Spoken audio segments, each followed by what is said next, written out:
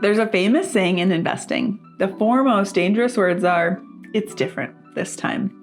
And I think that applies just as much to real estate, especially when you're selling your home. Because there's one very common pricing mistake that sellers make, and most people don't even realize what it actually costs them. In a lot of cases, we can instantly eliminate up to half of the buyers before they even walk through the door. Yes, there are always exceptions and outliers. Maybe 20% of the time something unusual happens. But when you're dealing with something as big as your home, we shouldn't build our strategy around an exception. We should build it around what works the other 80% of the time. Because most people only get one chance to sell. And in real estate, first impressions matter more than anything else. Have you ever played blackjack? I've played a couple of times, and honestly, that was enough for me. Why? Because no matter how well you understand the game, you almost never land exactly on 21. You're usually either over or under. And as they say, the house always wins. But the best blackjack players understand these two things. Number one, probability. The more cards that are dealt, the more likely certain outcomes become. And second, humility. No matter how good you are, you never actually know what the next card is going to be. Real estate, especially for sellers, is exactly the same. We can look at the market and we can study trends and we can review what's happening this week, today, or even this very hour, but we still don't know exactly what's going to happen next. And that uncertainty is why humility matters. So instead of trying to predict the future, we focus on the things that we can control, and we make those things excellent. So let's talk about what you can control as a seller. And it starts even before your house hits the market. This is why our team puts so much emphasis on presentation. If you're living in your home, presentation and preparation is a big part of this. Yes, everything in your home belongs to you right now. But once you list, we're no longer selling your home, we're selling the buyer's future home. That's why you bring in a designer for a consultation. They walk through every single room and then they help us decide what stays and what goes. They also help focus on the buyer's emotional say to, yes, this is the one. If you have a baby or if you have kids, let's be honest, baby stuff tends to be everywhere. And we're not going to pretend that you don't have a family. That's totally normal. But what we will minimize are some of those things, especially for photos and for the initial stage.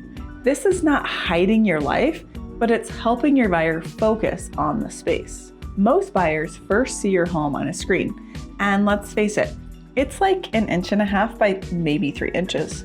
So our job is to make sure that your home stands out in that tiny little window. When it comes to showings, we can try to stay as close as possible to what your home looked like day one. One of my favorite moments is when a client's 3-year-old cuddled up on a staging pillow. It was adorable, and we were so proud that we could officially say the house is kid approved. But the next day, mom and dad had to take that pillow, refluff it, and put it exactly where it was, because they knew that buyers will reference photos, and that is what they expect when they see a house in person from what they saw online. So we recommend a quick 5-minute walkthrough before showings. Straighten up pillows, adjust window treatments, turn on the lights, and even reset those random staging items. Put them back in place. If your house is vacant, this part is so much easier. And we do not expect sellers to come back and constantly rearrange or try to figure out lights. Our goal is to never make you feel like you have a second job. All of this presentation has one purpose. We want to make the buyer fall in love twice. First online through photos and or video, and second in person during the showing.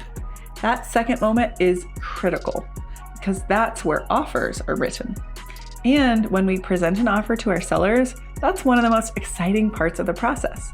It means that everything we did leading up to this moment actually worked. Now let's talk about pricing. This is where you could accidentally lose half your buyers and where things get emotional. So many sellers connect list price of their home to themselves, how well they've cared for it, the upgrades they've chosen or not chosen to do, the memories they've created. But pricing has nothing to do with you. It has nothing to do with how much you loved your home, nothing to do with what you paid for it, nothing to do with what you wish it were worth. Pricing has everything to do with what is happening in the market right now, especially at a hyper local level. A helpful way to think about this is fair market value. At fair market value, roughly 60% of buyers will be looking at a home like yours, and they'll be interested. The other 40%, they might need a different layout, location, or style, and that's okay. Not everyone is supposed to love your home. 60% is a very strong number. Now let's look at the extremes. If you were to price your home below market value by about 10%, we might increase that 60 to 70%. But that extra 10%, they just weren't interested before because they're looking for a deal. And that's not something that you're willing to do. If we price your home above market value by 10%, interest drops to 30%. Half of your buyer pool disappears instantly. And the buyers who do show up often are investors hoping to negotiate you down or below market value. That's not leverage, that's risk. Pricing at fair market value is a strategy that aligns with probability, humility, and results. In closing, every seller dreams of bringing down the house. Multiple offers, bidding wars, record prices, but that only happens a very small percentage of the time. The smartest way to enter the market isn't betting on the exception. It's respecting probability. It's staying humble, and it's controlling what you can. Presentation, preparation, pricing. That's how you reduce risk, and that's how you win.